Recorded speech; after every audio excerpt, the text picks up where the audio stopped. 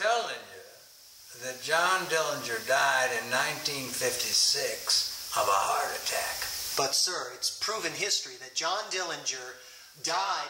John Dillinger died in 1956 in Bill Olmsted's pool hall. And stop calling me sir, okay? My real name is Eddie Green.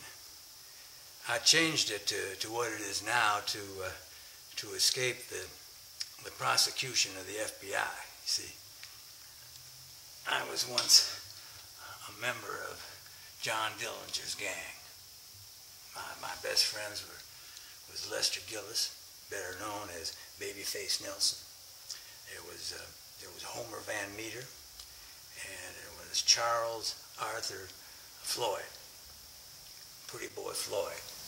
Anyway, the story goes like this. Old John Dillinger got himself mixed up with Anna Sage, the lady in red, and got himself gunned down outside of the Biograph Theater in Chicago.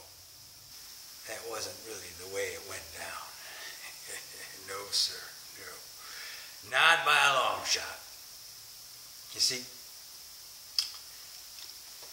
back in 1934, the political corruption in East Chicago was so bad that the only way they knew how to stop John Dillinger was to take away his fame and his notoriety. You take away a man's name and you take away his life. And old John Dillinger, he loved being famous. They staged that thing with him coming out of the Biograph Theater and being gunned down with the lady in red. I mean, there were lots of witnesses to that too. People were taking a piece of cloth and dipping it in his blood. I mean, just strange as it seems. I mean, it's blood of a bank robber, and it wasn't even the right man's blood. But, Mr. Pennington, if that wasn't Dillinger that night at the Biograph, then where was he, or is he?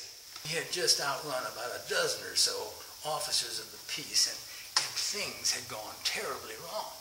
I mean, John Dillinger had gotten hit, and he was hurt pretty bad.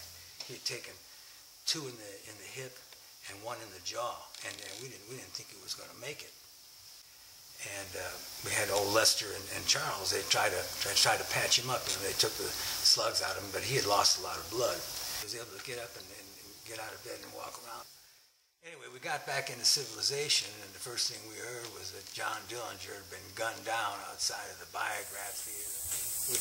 We had a few drinks, yeah, and we laughed about it, and then we decided all to go our own way. He tried his hand again at bank robbing. He told me that he went into this, he said it was pitiful. I mean, he went into this bank and he said, I'm John Dillinger, I'm going to rob this bank, and nobody would believe him. Well, a few years after that, it was 1956, and I ran into him in Bill Olmsted's pool hall in the back there. And we got to talking, and we were drinking and playing some pool. And John told me that he'd gone straight. Not that he'd gotten a 9-to-5 job or anything like that. And then we started talking about the last bank job that we pulled together. And I could see that the words, they pained him a lot.